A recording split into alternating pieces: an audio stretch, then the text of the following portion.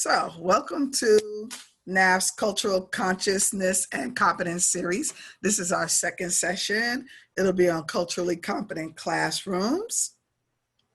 And what we're going to talk about today is serving students by creating a culturally proactive outreach, continued engagement, and intrusive intervention strategies, as well as realigning messaging and communications to focus on connection and rapport while moving away from compliance, so to speak, and building and carrying out consistent practices while allowing for creativity and personalized pedagogies. So I always have an ambitious schedule and always, but there's always so much I want to give and so little time. So just, for a little bit about me, same thing I say all the time. I'm a life coach and a trainer with a focus on social emotional interventions in corporate and educational settings. I was also a professor for 15 years at CUNY New York College in New York, where I taught psychology. And a few of the classes I taught that were my favorites and I was allowed to create was a personal growth course, which is a hybrid of humanistic psychology and coaching to help move the students powerfully. And I taught Black Psych for many years to a student population that was largely minority and a product of the New York City public school system. So our agenda for today is to increase self-awareness and cultural competency, examine the impact traditional classroom practices and assignments might have on what are categorized as marginalized students, discuss how to foster inclusiveness within the teacher, classroom, and the ethos of the school. And a large part of why we're doing this is because effective teaching and learning occurs in a culturally supportive, learner-centered context, where the strengths of the students that they bring to the school are identified, nurtured, and utilized to promote student achievement. You want to look at who the child is and what they have to offer that might not be conventionally thought of as valuable. So my goal here is to help you educators design and implement a student-centered learning environment that, one, affirms racial and cultural identities and fosters positive academic outcome, and empowers students as agents of social change. Now, I don't know if anybody attended Tuesday, but if you did, you know how I feel about self-awareness, because what we may not know about ourselves may be informing how and why we make decisions. So we're going to spend a moment on that, and then we'll examine classroom practices and strategies to create more inclusive environments. And the hope here is really to elevate your thinking about your strengths throughout the process and identify a few places where you might want to build on what's already in place. Because sometimes we don't even understand why we approach things the way we approach them, or why we're blind to certain things, or we don't have the same interpretation as the student or the faculty or anybody that we're interacting with. But when you get a clearer understanding of who you are and what you value, and where your priorities are, then it's a lot easier to understand why you interact with different information and people the way you do. Right. And it also helps them understand you if you can articulate, who and what you are, because there's different dimensions that shape us and form who we are and how we view the world and ourselves. And so if you go in a classroom, and sometimes we value our experiences more. Like we think our experiences make you a better, stronger person, whether we admit it or not, right? That's how your parents get in those conversations when you complain about your life. I had to walk to school 20 miles barefooted. You don't know nothing about hard work, because they think that their experience shaped them as more powerful in shaping you to have certain values. And we do the same thing. We might not talk like them, but inherently, we have things that we feel like have make us more prepared or understand certain things better or better equipped for certain things because of what we went through or what we were exposed to. And so inadvertently, we can diminish other people's experiences. So it's good to be mindful of that, because we do it sometimes when people are talking to us. Oh boy, you think you wait till you hear my story, right? So that translates in the classroom too. We don't just do that with our friends and strangers. We do that with students too, right? So the more awareness you have around it, the more you can learn to manage it. It's not going to go away, but you can start managing yourself better when you have these awarenesses. Right? So what exactly is cultural competency? Firstly, I want to make a distinction between cultural diversity and cultural competency. So people think that if they can manage to be in a room with a lot of different cultures, then somehow they're competent. There's a competency that has occurred. And they're two very distinct things. So cultural competence is the ability to successfully teach students who come from a culture or cultures other than our own.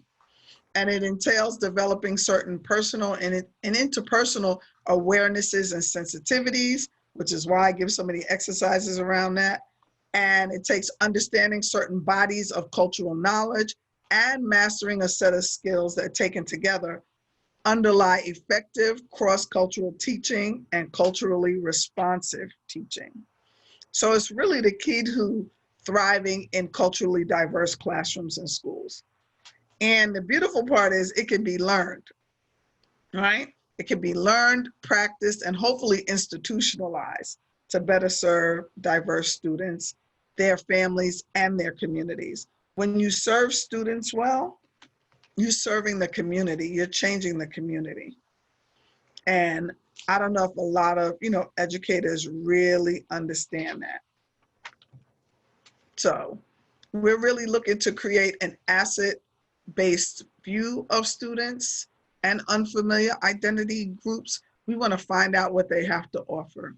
You want to make a commitment to avoiding and challenging your stereotypes and any other stereotypes that people might bring into the room, right? I don't care how minor it is, because it might seem minor to us, and there's somebody that's being impacted greatly by whatever's occurred. We want to create a sense of openness and cultural humility and a willingness to let students define their own identities a little bit. So there was some pre-work. I don't know if anybody did it or looked at the pre-work, but it was really to assess your organization in terms of its cultural competency, to take a look at where you thought it was in terms of that.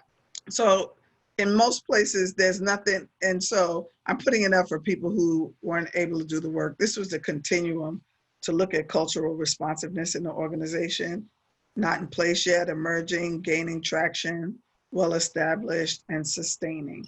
So it seems, Maria, like a lot of your organization in terms of personnel practices, critical analysis, outcome and impact, organizational culture and commitment, or critical analysis, a lot of it is emerging in this moment.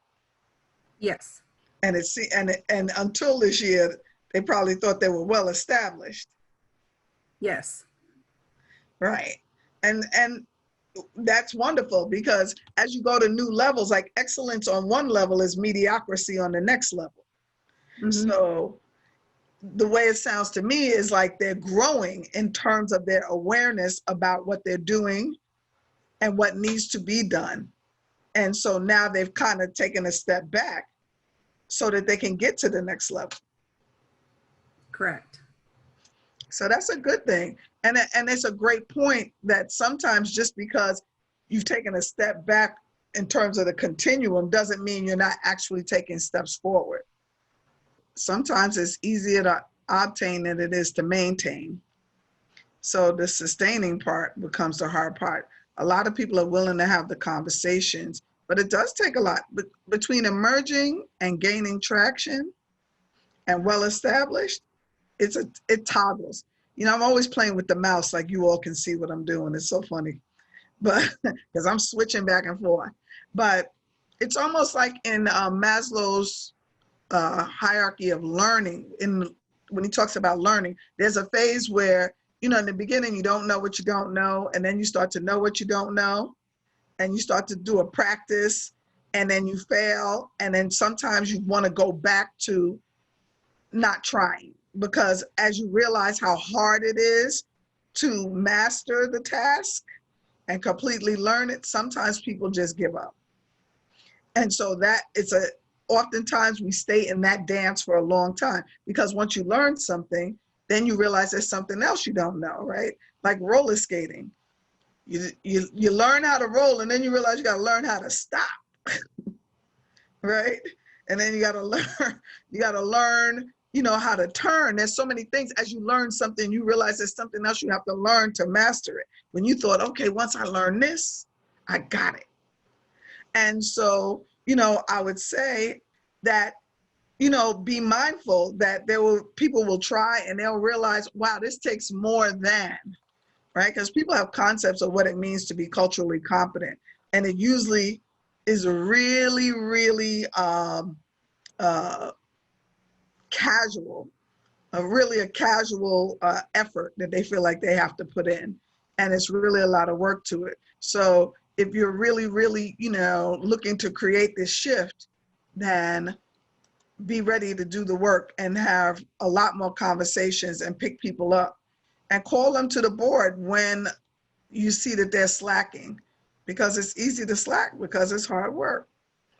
So it's a lot of work. It has to be practiced. And then institutionalizing cultural competency, which is what we're talking about, to better serve diverse students. That's really can be a heavy lift, because, sadly, not everybody sees the value in it. And it will require undoing a lot of the systematic, oppressive policies and procedures and just ways of being that are already in place. So it's a lot. So I put a continuum of cultural competency, and I put it in the workbook so I don't spend a lot of time on it, because I would. But a culturally competent system of care acknowledges and incorporates all the levels of importance of culture, the assessment of cross-cultural relationships, the vigilance towards the dynamics that result from cultural differences, which is what I was talking about, and the expansion of cultural knowledge, along with the adaptation of services to meet culturally unique needs. So that's a lot that has to be put in place. And this framework that was developed by Terry Cross emphasizes that the process of achieving cultural competency occurs along a continuum and consists of 6 stages.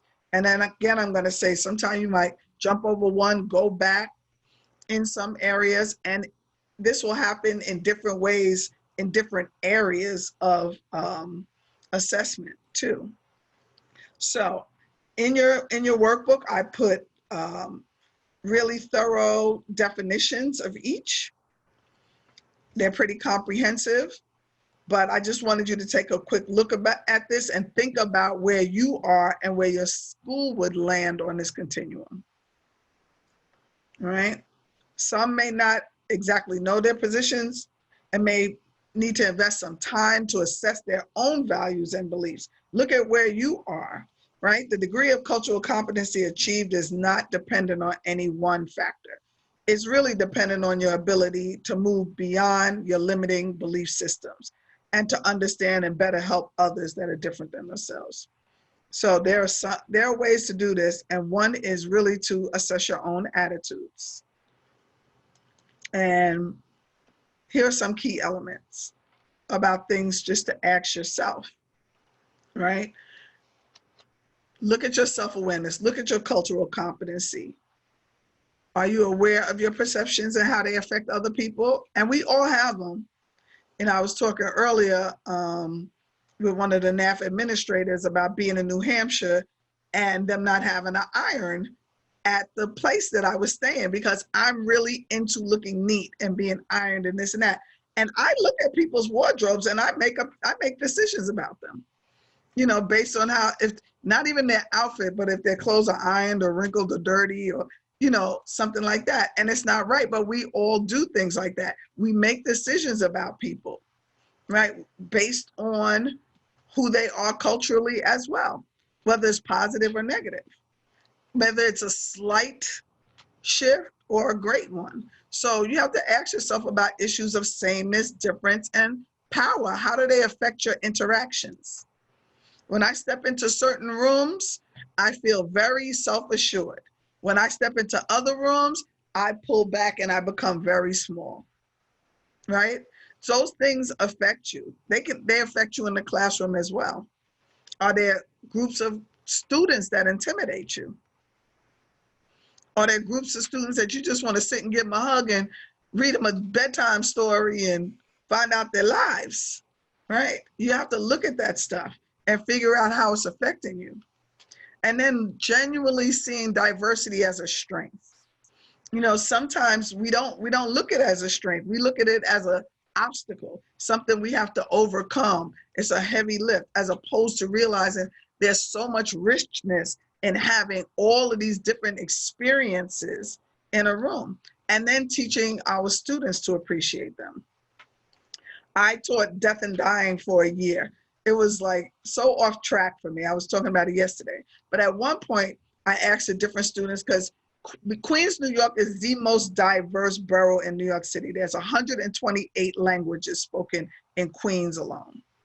And so that is really reflected in the student body of the CUNY system, the City University of New York, right? And so I asked the children about death experiences and how they have their funerals and what they, you know, what the procedure and what the custom is.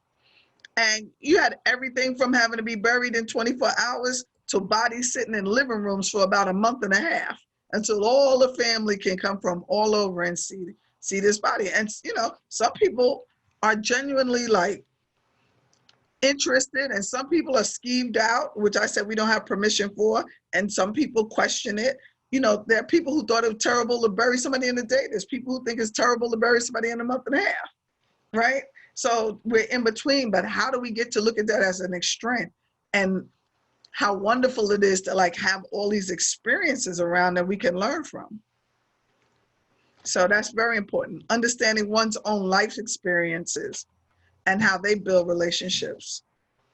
Maria talking about growing up as a farm worker. That has shaped her life experiences. It affects how she builds relationships. How's it affecting how she builds relationships with her students, right? Also thinking about each of us and what we still need to learn and engaging in that relevant development. Now I'm gonna say, if this is the only cultural competency training you took this year, it's not enough, right?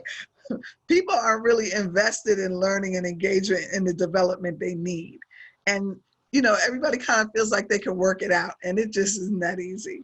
And also you want to look at developing the skills and attitudes to help bridge cultural differences. As the teachers, and the educators, it's up to us. It's really up to us to make these children understand the beauty in every culture, to help mitigate the differences. Like, we're referees, we're ship captains, we're everything in that room. And oftentimes, you know, I put the responsibility on us. If those children leave out of there and they still have narrow views, we made it okay for them to have them. So we have to watch that. We have to watch how our life experiences allow certain people to get away with certain things, or how we allow other people to be, you know, mocked in any small way. And then we ask them, tell them it wasn't a big deal. Like, don't make a big thing out of it, right? We have to watch that. So here, we'll take a few minutes and think about our own blind spots that we have.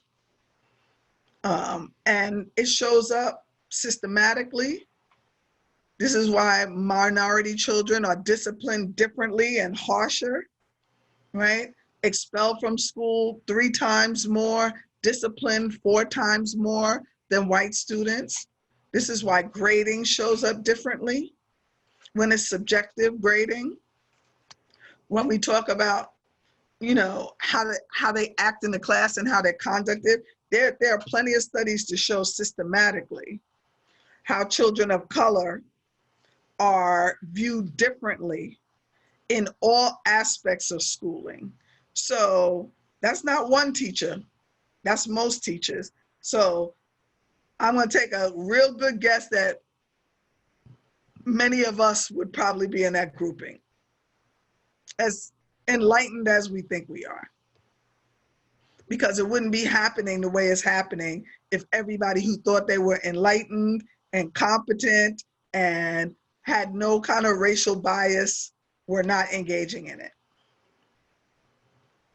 So I really want y'all to think about that, right? Young Black girls are now one of the highest rising groups of children getting expelled from schools. They have what they call a preschool to prison pipeline that shows that young minority students are in preschool, are being disciplined and kicked out of school and viewed as threatening. Little 3-year-old, I need the 3-year-old out of here, they're threatening, I fear for my life, right?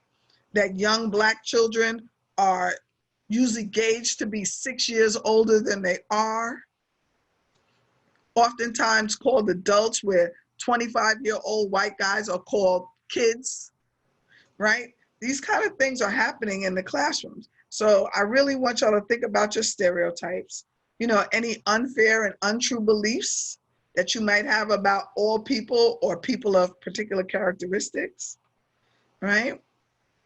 We all have them, unfortunately. And also, you know, take a look at microaggressions that we might have. And those two can be based in race too. So really to understand the impact of our culture in our lives and others, you have to really look directly at the culture you possess and the ways in which it influences your perspectives and behaviors. And so that's one of the reasons I asked you that question earlier, because until you get clear on that, it might be hard for you to see where you're engaging in any of these things, right? Political orientations, religious orientations, they shape our values and our beliefs, even our sex and gender identities, and our age groups. Our age groups affects a lot of things, no matter how young and cute we think we are and hip happening and now. I swear I'm up on everything. I know I'm looking at these kids like they're crazy sometimes, right? And so I don't understand certain things and I'll judge it through my lens, my old school lens. I saw a man today when I was out, he had on a shirt that said 1981 on it. And I said, where did you get that shirt? That's the year I graduated high school. And they were like, I'm sure it was probably the year he was born. And she was like, oh, his woman or whoever was like, oh, you took it way back to the old school. I said, sure did. Right? Now here I am with kids graduating in 2021 and think that I can really relate and understand them, no matter how much I try to dig into their culture and stay aware so I can interact with them on their level. Some of it looks crazy to me, and it might not be. And as a Southern person dealing with us Northerners who are louder and more demonstrative, and we have our own little slang. We have a slang that goes from barrel to barrel.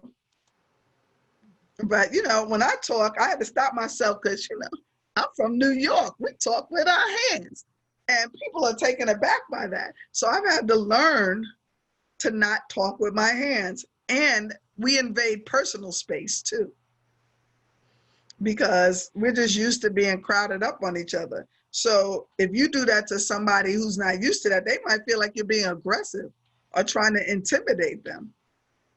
Like if a student came from Seattle to New York, would they be able to even assimilate with people of their same culture, racial culture? And I've had, you know, I taught Black Psych for years and most of my students weren't Black. We had a lot of Spanish people, Hispanic people. We had a lot of Indian people and Asian folks, and a lot of them had the same issues with colorism in terms of hierarchies. So there were these same conversations. And I had even 2 Dominican girls who we had a girl that was half Dominican, half white, and she felt out of place. And I told them to talk to her, and they said, well, who's the Dominican in the family? Her mother or her father? I said, what's it matter? Because if it's her mother, then she's probably more Dominican, but if it's her father, she's not. And then they weren't going to be bothered with her, right? So even having those kind of conversations, like they were not budging. They needed to see how Dominican she was before they were willing to even interact with her. And she was really feeling disconnected. So, how do you have those kind of conversations? But from even our perspective, what decisions do we make about some groups of children? What about the kids that are loud? This is a white normative society in America and in most places, right? And it doesn't have to be so. Now, on the flip side, there are rules and norms enacted everywhere. So, Mr. needs to know how to come in the classroom, and that's not a white normative. That's just like a basic, but Black people do come into a room and announce themselves when they get there. We make grand entrances all the time. Everybody got their own little move, their signature move or whatever. And I can't go into a meeting and do that. And so they have to learn, there's a place and time for everything. While you should be commended for understanding that it wasn't that he was trying to be disruptive or disrespectful or bad. He was just doing that thing that he does. And now he gets to learn something else. So he doesn't get deemed something negative because he didn't show up the way, he was expected to. Right? I used to work with a lot of Africans. You know who's louder than American Blacks? A lot of Africans. And so my friends would be like, why are they screaming? And why are they arguing so much? I said, they're not arguing. That's just how they talk. They're very passionate. Every conversation is a conversation. And so, so I had to explain to them, they're not arguing. They're not mad at each other. That's just how they interact. Right? But it took a while for people to understand that. So if we just make a decision that because somebody's actions are different, that means that they're wrong or something's wrong with them without the exploration of the cultural norms, then you'll treat them differently and you'll make decisions about them. But what you won't do is make a decision about yourself. And it always comes back to us. Like, who am I to decide what is actually the right way to interact? And why am I so, disgusted, angry, surprised, enthralled, engaged by this, right? Figure out, stop trying to worry about why the other people are the way they are and look at why we are responding, reacting to it in the way that we are, positively or negatively. Will give us a lot of insight into who we are with certain people or certain races or certain situations or ethnicities or cultural exchanges. And that's the important part of becoming a culturally competent teacher, leader, person, is that most of your focus is on yourself and not on the other person, right? Because this stuff affects what we say about kids and why they're not doing well in STEM programs, or different things like that, how we interpret their behavior and their intentions too. And so if we don't look at who we are, we won't understand where we're not serving our children fully, right? And where we're being a disservice to them. So in terms of microaggressions too, little indirect, subtle, or unintentional discriminations against members of a marginalized group that can be verbal, behavioral, and environmental. They can be intentional or unintentional, right? And they cut across all social identities, including race, ethnicity, religion, nationality, sexual orientation, gender identification and expression, age, disabilities, socioeconomic status, all those different social dimensions. We're looking at race here. But, it can look like scheduling tests and events and project due dates on religious or cultural holidays because they're not important to us. We don't even think about it. And one time, the first time I did NAF, I think one of the attendees was saying how they scheduled prom, and then all the Muslim students came to them and said they weren't going to be able to attend because they scheduled prom during Ramadan. You have to think about those things. It's a microaggression, whether you realize it or not. It's a little way of showing how unimportant what's important to you is, right? Or how you should be conforming to what we're doing. And so now, after that, then they realized they had to look at those things. It's a lot of places that people aren't allowed. What if you're fasting? What if for your religion you have to fast?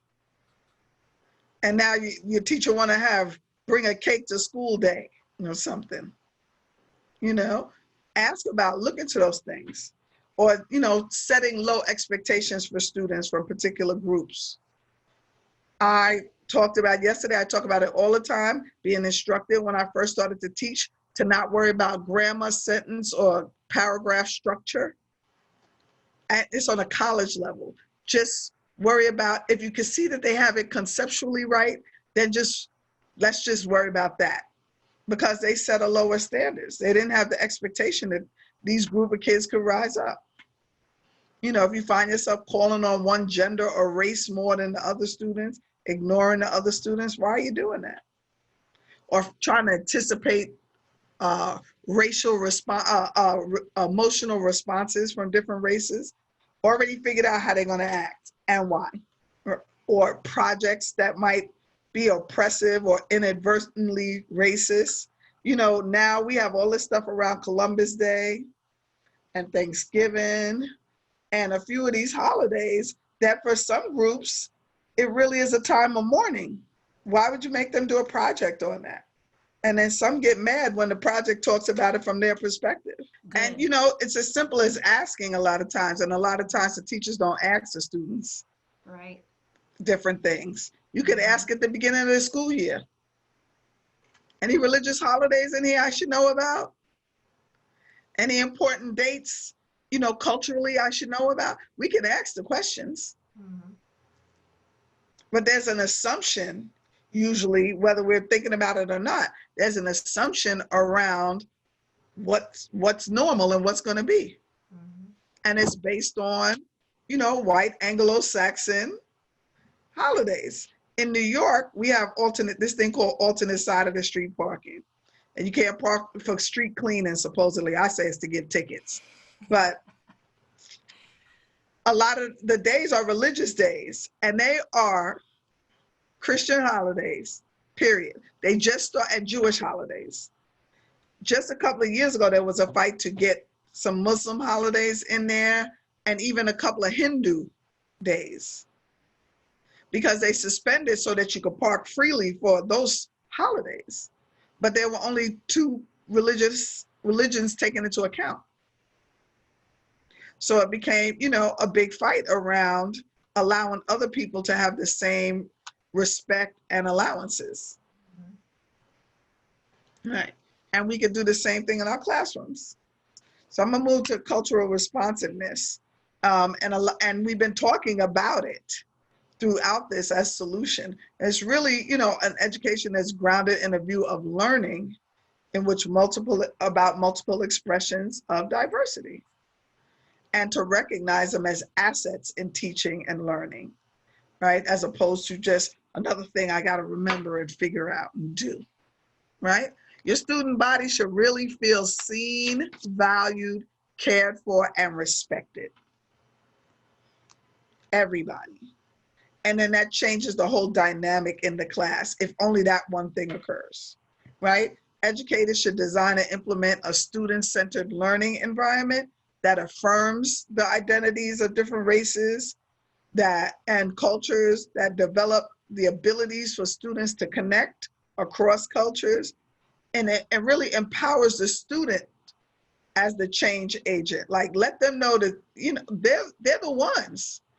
We're old now. We're supposed to sit back and give a little advice. Like, they're the ones that are going to be the change and make the change. We're tired. We don't have the energy. We point now. So true. Go do that. Go talk to him. And but you go and make this thing happen. And you make it happen in this class and in this school and in your community, right? And they contribute to the engagement and the growth within the students. So here's a few things about cultural responsiveness. It's more than just expressing sensitivity or concern for individuals from all cultures. It's learning about the different cultures and being ingrained in it in a way that they know that they matter and what they have to offer matters. It's a culturally responsive organization is designed to effectively meet the needs of individuals from diverse cultural backgrounds and experiences. So at York, they made a corner. Our population has become increasingly Muslim. So now they have a whole space where they put out rugs and pray when they need to pray, cubbies for their shoes. You don't have to go and make a corner, try to hide, not pray. We're going to help accommodate your needs because we understand how important and valuable it is, much like we do others. You know, understand the societal oppressions, but also respect the strengths. And then understanding should be reflected in your programs, in the personnel, in the staff, in the policies, which doesn't happen a lot. Most teachers are white, middle-class women. And they're having an issue in New York right now with this social distancing, remote learning debacle. And they need more teachers.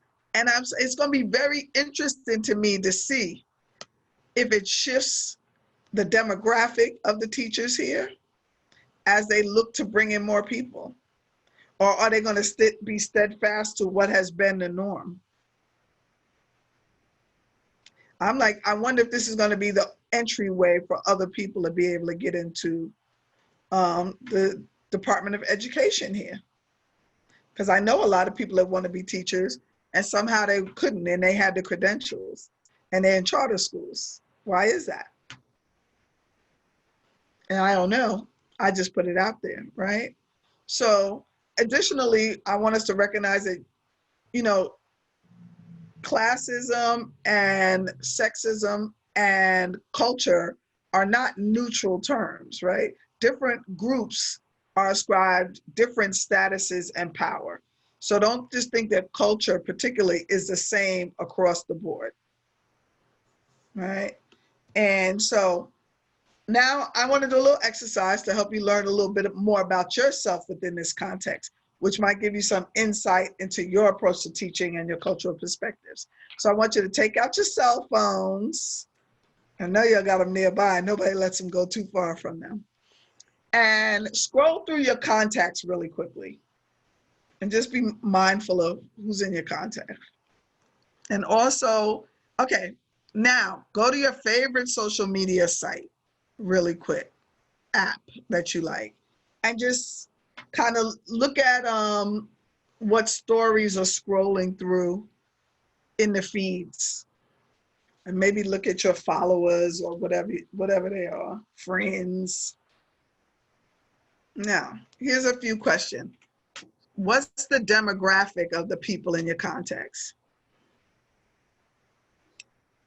And maybe even juxtapose it to who's in your social media. But what's it look like?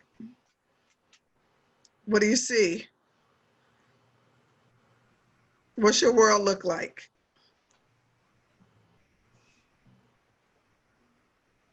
Because you know your world's in your phones.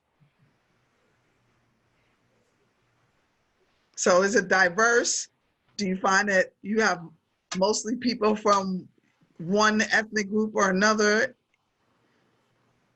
You know, it was noted the other day, some people's social media, which, you know, when it's private, their own little world has one kind of demographic versus their phone. I know, you know, I had the luxury of teaching things that I was passionate about. So my worlds actually aligned a lot, and it allowed me the freedom of being uniquely who I was and what I was passionate about, and in the classroom. Now, if I would have had to teach something else and teach a different demographic, I actually taught at my undergrad alma mater that is 10 minutes from my house. So it's in my community. I'm teaching my community, and people from outside my community as well, but a lot of my community from the same socioeconomic background with a lot of the same things happening. So it made it pretty easy for me that way. And yet I still had to be mindful as the demographic shifted, because I was there for 15 years and it changed a lot.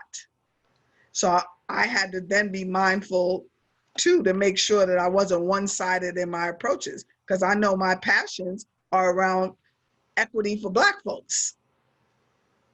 But now I have Asian folks and Spanish folks and, all these other folks. And then I had to watch, how I felt about a person who was Spanish, Hispanic, Latino, Latinx. Got to keep it all together. And then how did I feel if they didn't want to identify as Black? Right? Was I going to let that bother me? Was I going to treat them different? What kind of conversations were we going to have? Was there any hostility? What did I leave space for them to identify as who they wanted to, even though I had personal beliefs around it, right? So I had to monitor myself. Well, I felt like I was fighting for everybody. I know that I'd slant towards Black folks. I know it. So I have to figure out how to mitigate the effects of who I know I am so that it didn't affect the kids. But first you got to know who you are. And our whole lives are telling it to us, and we're just like, eh.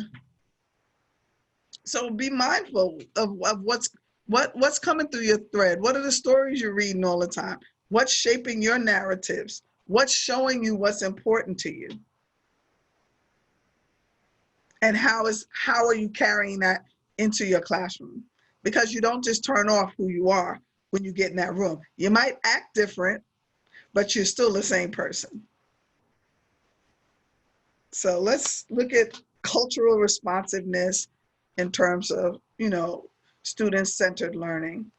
And really, the framework is intended to really help educational stakeholders create environments that affirm the identities, foster positive academic outcomes, develop the students' abilities across the different lines of differences, and to really elevate historically marginalized voices. You really want to let these children know that their voice matters, particularly in a world where oftentimes they're told it doesn't, or they don't see their voices mattering, right, in the media.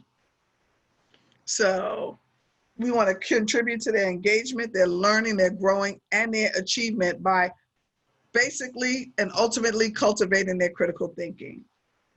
And we were talking about decentralizing whiteness before, but that rhetoric of shared normative values and central norms, this is where that all really has to be looked at and where we have to consider putting it aside.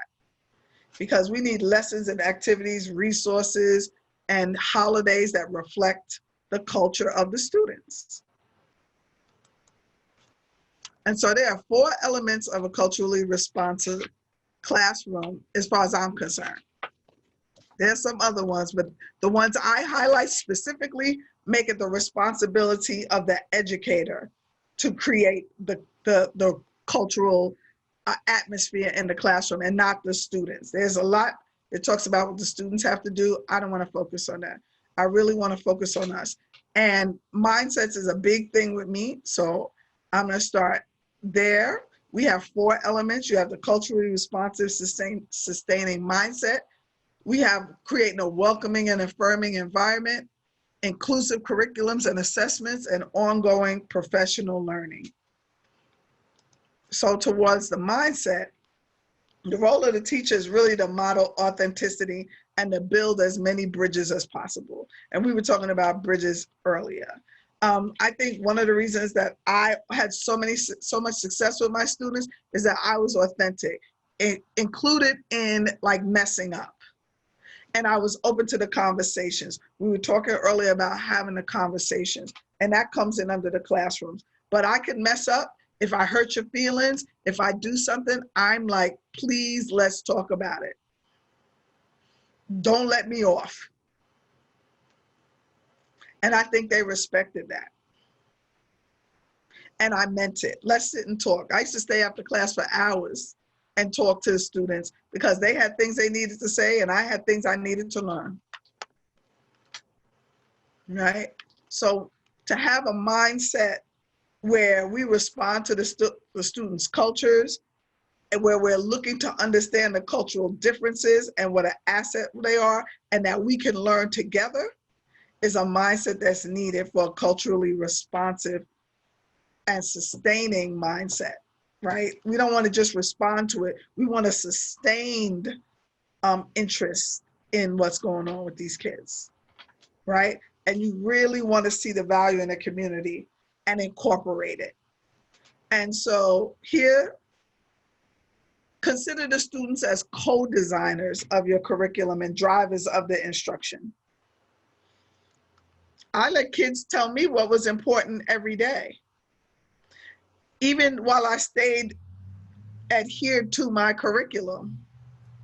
And what I tried to do, I'm so glad I'm not teaching right now, so now I don't have to watch like shows that make me crazy, you know. And in the morning, I would listen to the hip hop station when I prefer, you know, something a little more grown and sexy, or maybe a little Christian music. But I gotta find out what the hot story of the day is, so that I can stay up on it. I can talk the slang.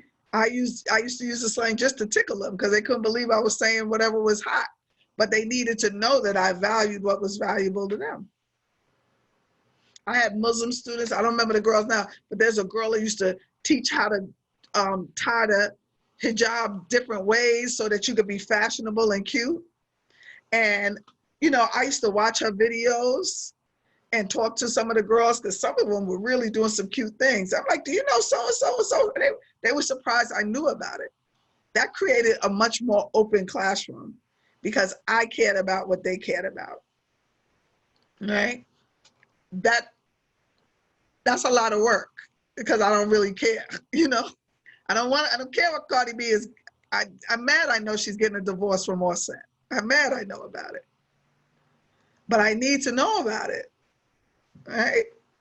So, you know, you want to employ a critical pedagogy that empowers students to see themselves as architects of their own destiny, right? And have a critical lens around when developing resources and intervention frameworks so that we can decenter dominant ideologies, right? So that marginalized students realize that what they have to contribute matters. Some of them might not matter anywhere but in your classroom, right? Be open to the introspection and correction and be willing to acknowledge your blind spots. I know it's painful because we like to really think that we're, you know, a lot more developed than we are, but we have to be willing to look at them. Having a welcome and affirming environment. They want to feel safe. I stress that a lot. I'm not going to stop stressing it. It's got to be a space where people can find themselves represented and reflected, and where they understand that they'll be treated with respect and dignity. And a lot of minority and marginalized students are not treated that way out in the world. And they see their parents being not treated that way too. And they need to know that that's not a given for them, that it doesn't have to look like that, and that's just their place in life. And our classrooms are going to have to be the place where that happens first for some. You know, you want to ensure that everything is respected. It has to be a climate that's reflective of them, a climate where they have cultural experiences in their daily instruction, where we embrace native languages and students' families as assets. I had an argument once with one of my daughter's students, and I keep thinking about it now because in New York, they just announced that some of the remote learning will be done without a teacher. And to me, I saw your head go like that, Marie. Right, Maria. That's what they said today. That's the new thing. And so all I could think about in this city of New York, how many families are not equipped to help the students?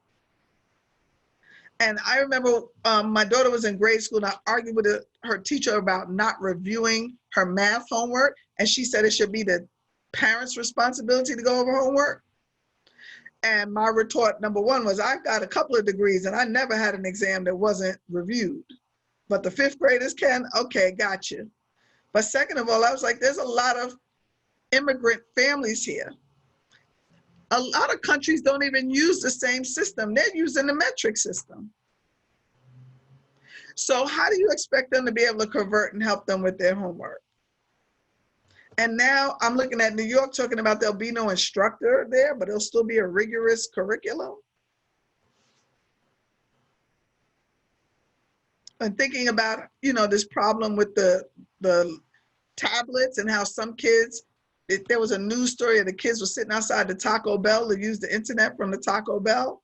And I don't remember what state it was. And then they wanted to arrest the parents for being negligent, but didn't say anything about a school system that assumed that all kids would have access to internet. We have to look at those things.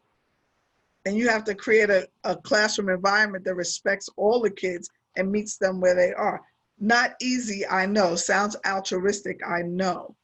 But the more we try, better to keep shooting for the, what they say, shoot for the stars, you might land on the moon, right? And really communicating high expectations for everyone. And you just have to be mindful when doing this of cultural conflicts. And basically cultural conflicts exist between the culture of when you have many students of color and a dominant culture. And it could be verbal and non-verbal communication differences that occur that we have to look out for. There are different slang and different vernaculars that people use, and then sometimes it's misinterpreted. Or the volume and the passion we were talking about, the body movements, all of that have to be looked at. The background differences. We were talking about the student coming into class announcing themselves. A lot of Black students are accustomed to engaging in multiple varied tasks simultaneously when they're outside the school. And then if a school's instructional activities are structured around working silently and on one activity at a time, then some of the Black students might be perceived to be willingly defiant for talking or working collaboratively. But we're communal type of people. And so when you look at the child as being, disorderly or insubordinate as opposed to doing work in the way that comes naturally to them, then that's a cultural conflict. Another one is non-academic knowledge. There's a brilliance that isn't acknowledged by educators that's oftentimes heralded in the home or the community, but then it's not valued in school. And that could be a certain type of dance, way of writing. It could be hip hop. There are so many different ways to express themselves. It could be how they can build things. They have much to offer, and everybody around them acknowledges it. And then when they get to the school, it has no value because we're unwilling to see how valuable it is. So we really have to learn to meet and elevate the conversation and how we look at these students. And a few ways to do that is to work with the family early and often to gather insights into the students' culture, their goals, and their learning preferences. A lot of us don't get to talk to these parents, or we don't try to. In New York, they made it mandatory for some schools that the only way the child's report card would be handed out is if they came to the school. But then if you have an attitude about what kind of parent they are, then you're not going to have the conversations you need to find out how to serve the student. Attend some of their community events when possible to develop relationships outside the classroom.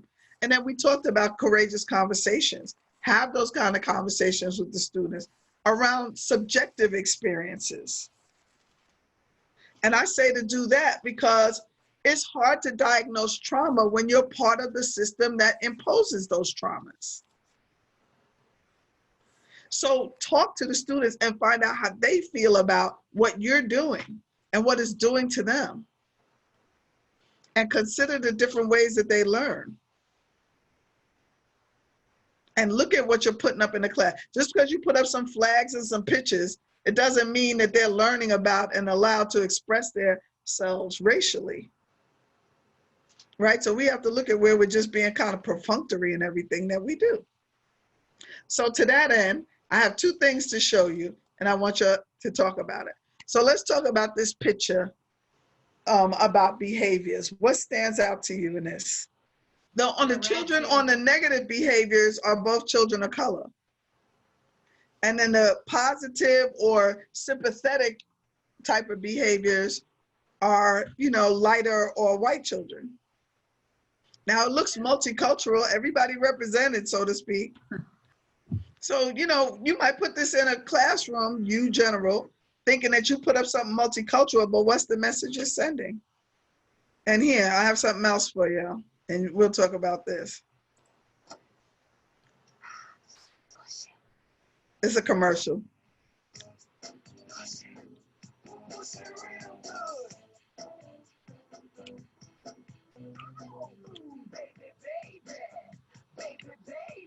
You're salt and pepper, you tell people to push it. That's what you do. If you want to save 15% or more on car insurance, you switch to Geico. It's what you do. I'm pushing it real good. We don't need to see that here. So what did you see here?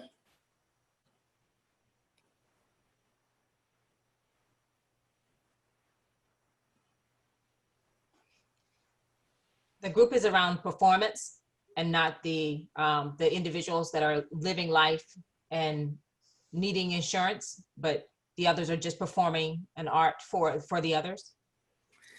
That's how I look at it. The only Black people in this commercial are Salt and Pepper, dressed in 90s retro clothes, rapping and dancing. And the people engaged in regular activities of life, going to work, having Lamars with their person tending to their lawn, they're all white. And so the disclaimer is, I know Salt and Pepper and Spinderella. They're from Queens. I've known them since their first hit. They're my friend. I consider them friends. So this is not a disrespect to them. But when you look at the commercial, you might say it's multicultural, but what's the message? Why aren't there any people of color, any Black folks in there doing these normal life rituals? And so these kind of subtleties are the things you have to look for sometimes. While we think we're setting our students up in a way so everybody can be comfortable and represented, how are they being represented? Messages can be subtle, and some of us might say they're inconsequential, but they speak to the children. And another instance, oftentimes they have these diversity days and these diversity activities at school, and there have been Black children who were surveyed, Black and brown children, and they said that they feel like that these are activities for white people. They're not really for them. They're like, the white kids really don't like us. They don't really mess with us, and we're okay with that. And these activities are to help them feel more comfortable around us, not for us to feel more comfortable around them. And for them to learn more about us. But generally, minorities don't have the luxury to not know a lot about white folk. You have to learn. Your parents teach you certain things. You learn how to navigate. So teachers feel like, they're doing something to bring the school together, but most minorities say, no, this is not for us. This is for white kids. But how would you know this unless you talk to the kids and ask them about what it is that you're offering them and creating for them? It's really important to incorporate them in it. You have to talk to the kids and their families and have those courageous conversations, and then you'll learn these things. If you're going to build bridges, it's going to require that you have to construct it with the children telling you what's valuable. Create spaces for the students to teach us who they are and what they need. Okay. Also, inclusive curriculums and assessments. We want student-centered pedagogies that don't just work off of our ideas of their culture, right? Find out about their culture from them, not just what we decided it is. Because it was said earlier, I think Christine said it, who's gonna be able to research and find out all these different things? Even with good old Google right there at our fingertip, it's just so much. But if we talk to the students very early on, they will teach us everything we need to know about the culture that's important to them. And then we can tweak our lesson plans. It really doesn't take a lot. You know, it's like with any project, if you do good research, implementing and completing the project is easy once you have the right tools and information. So, you know, you want to make sure that your curriculum and assessments elevate these marginalized voices. And that includes making opportunities for them to learn about privilege and power in context to these communities.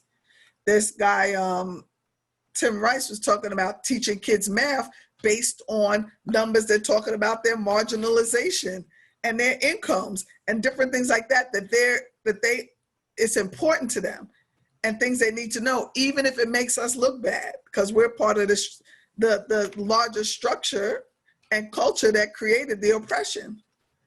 But kids will listen to you if you have a conversation that has a direct impact on them, even if it makes us look bad.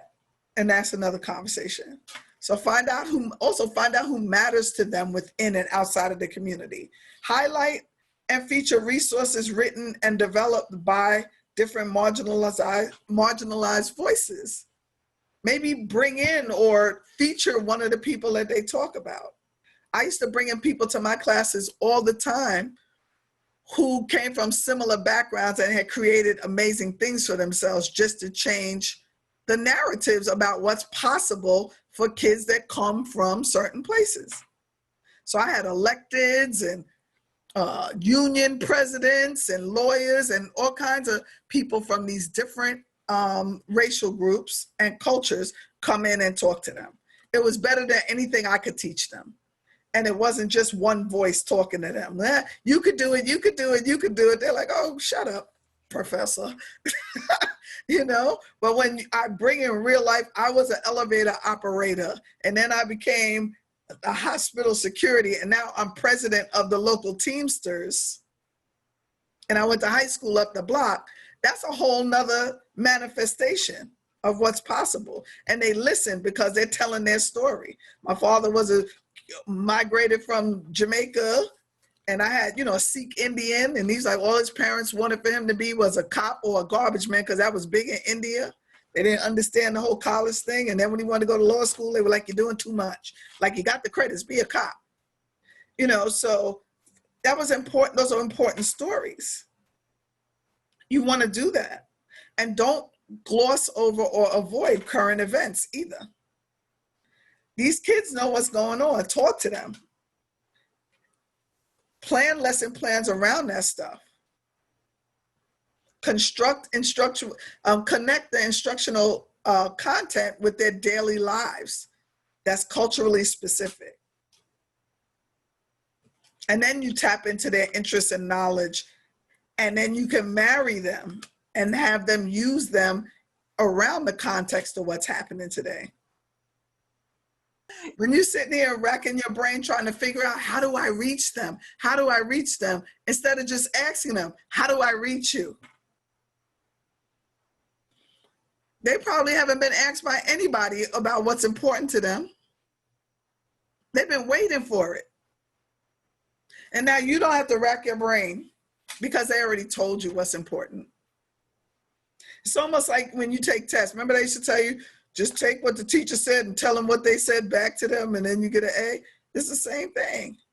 Find out what's important to them. Talk about what's important to them. You learn more about them. You find out more about what's relevant in their culture. You're prepared for the next class. Every semester I became smarter and more in touch. Now I look amazing to the students because I understand and know about this. No, I listened. I listened when they weren't talking to me. There's so much to hear in the hallway. It's like with your own children, there's so much to learn when you read in those margins of their notebook and on that front and back cover. All the business is in there. Same thing with the students. And lastly, around this ongoing professional learning, kudos to you who attended this. You know, you have to keep growing and learning. You don't know everything. And these are courageous conversations too. Even if they're kind of one-sided, because they're gonna force you to think and look and hopefully learn something. So, you know, learning and teaching are adaptive processes that need constant re-examination. So this allows learners to develop and sharpen a critical, conscious lens towards instruction, curriculums, assessments, history, culture, all of that. You can't do that on your own. There are people like myself who are trained to help you become more acutely aware of where the growth needs to be to help you in that area and to point you on to what's next. So, you know, we're just tipping the iceberg here. Each one of these subjects could be gone into far more in depth and with more personal exploration. So really try to set some professional goals related to, you know, cultural competence and responsiveness practices. And if you can, create some kind of learning communities with your peers and your mentors would be great. And if your school has it, look at the data. Try to analyze some of the data that you have and see what's working and what's not working. Look at the discipline data. Look at your graduation rates. Look at the ratio in terms of the educators of certain cultures and backgrounds versus what you have. Look at what's going on in your school. Look at the testings. All of that will tell you more about yourselves than it will about the students and your school environment. So a few questions to consider. What are some ways for educators to acknowledge students' ethnic, cultural, racial, and linguistic identities? You know, why is it important to incorporate their identities in your curriculums? And what happens when teachers don't validate their students' racial and ethnic identities? And, you know, I will give you a couple of minutes if you want to write down a couple of things that you could think of. Hopefully some things have come to mind for you during this time. And you can write it down while I offer you some strategies as well for success. You know, being reflective. Ask yourself how your own culture-bound assumptions influence your interactions with kids and coworkers. You know, how might the backgrounds and experiences of your students influence their motivation, engagement, and learning? I'm sure there are different tactics that would have to be taken with farm worker students or, you know, whose parents are, that would have to be taken in New Hampshire or here in New York, right? To meld those experiences into your teaching experience so it resonates with the children and that they can use it to learn from. How do you do that? How can you modify materials, activities, and assignments or strategies that you have to be more accessible to students in your program? How do you incorporate diversity in your curriculum, your workshops, your literature, your strategies? You know, is the protagonist always white in the books you give them? Where can you find something that really allows for other cultures to be, you know, a full, engaged, relevant part of the conversation that's not stereotypical? Again, be proactive in connecting with and learning about your students. I used to, every class I've had, I found some way to have my students write autobiographies that were related to whatever the topic was. So I could learn more about them and figure out what was important if I saw any themes that I needed to discuss. And then you hear from them later. I would have never finished school if it wasn't for you. I still get letters from students. I get the tear. You know, I had one tell me, write me that I had a few years ago that I prepared him for this moment of revolution. And that was from being in Black Psych and just talking about the impact of slavery and how it's still impacting both Black and white folks today. And understanding how the narratives have been shifted to make us look like certain things, and the sciences were intended for oppression. And this is what we're going to do to turn it around. And now here we are in this movement, and none of this is foreign to him, and he's proactive in it, in his own liberation. I had students, you know, I tell my sob story. I went to college single and left there married with a baby. I don't know what happened. Something happened in that speech 101 class. I looked over and met my husband, and that was the end of that, you know. But I had to, you did that too, see? That college boy, you know. And, you know, what it was like to have to go through school and have a baby and do all of that and come back and jump back in.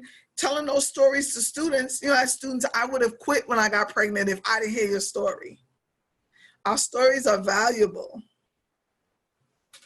And when the kids realize that you're willing to talk about yourself and let out these parts of yourself, not only do you become more human, but it gives them permission to be human as well. You know, so utilize a variety of teaching strategies, activities, and assignments, and you can be one of the assignments. Your life is part of the curriculum. Don't leave your life out of the curriculum. And tell them all the stuff you don't know too. That's more for next week's, but still, it's relevant here too. Use universal design principles to create accessible classrooms. For example, present information both orally and visually to accommodate both students with visual or auditory impairments, in addition to students that have different learning preferences. Use music. I heard a song today, if y'all look it up, it's called No More Teardrops. And I don't even know the rapper's name. I heard him on the hip hop station this morning, but it's a record where he's using the second line music from New Orleans that he said he heard when he went to the Alton Sterling place where he was shot in Louisiana, and the second line brass bands are big in New Orleans. And then he did this rap about, you know, his reality and the reality of young Blacks right now. It's such a touching song. But, you know, I hear the old people going, I can't even understand what these kids are saying. It all sounds like garbage to me. And these kids are out here like pouring out their hearts and telling you about their struggles and what they're going through. And we can't even take the time to try and like hear the lyric. And sometimes when the kids come to school and they're talking a certain way, we don't listen to what they're actually saying because we're caught up in the way they're saying it. Let them express themselves the way they need to. There's a guy, I can't remember his name, he's a professor at Columbia, that talks about being sophistiratchet. You know, that's me. I was like, he's talking to me. I found my place in the world, right? But you can be an academic and still have a little bit of street and swag in you. Let these kids be sophistiratchet, but notice don't negate the sophisticated parts because of the ratchet parts. You know, and just be clear in how you're grading and evaluating your students. Provide justification. I personally had a math class I took in college where I kept getting low grades, and I'm good at math. And when I would compare the work to students next to me that had 90s, it was the same work. But he didn't like me, and he had to change my grade on every test paper because I would take somebody else's test and put them side by side and show him. She did the work the same way. How come she got this much credit and I got that much? And he was stumbling. You know, it only made him hate me more. But I bet you he gave me an A at the end because I was doing the work. But he was grading me based on his feelings towards me. So you have to watch that. So I know I have to give it over to Tara in these last couple of minutes, but I want y'all to think about what's next for you. What's one thing that you can do, that you can start to do, that you'll do first, figure out how it will work, all the considerations that might come up, and who you'll tell this to. And also in your handout, I left you a bunch of homework to do too. So you can leave here with more things to think about. Because we love homework, except when it's for us to do. But it will help you suss out some of the things that might help you move forward to create the classrooms and become the person that you need to have a really culturally responsive experience for your students. So I hope this was relevant and helpful to you all, and that the assignments will help push you further and deeper. It's been a joy having this conversation with you all. I leave Tara with 1 minute to close out, but just thank you for your time and your attention.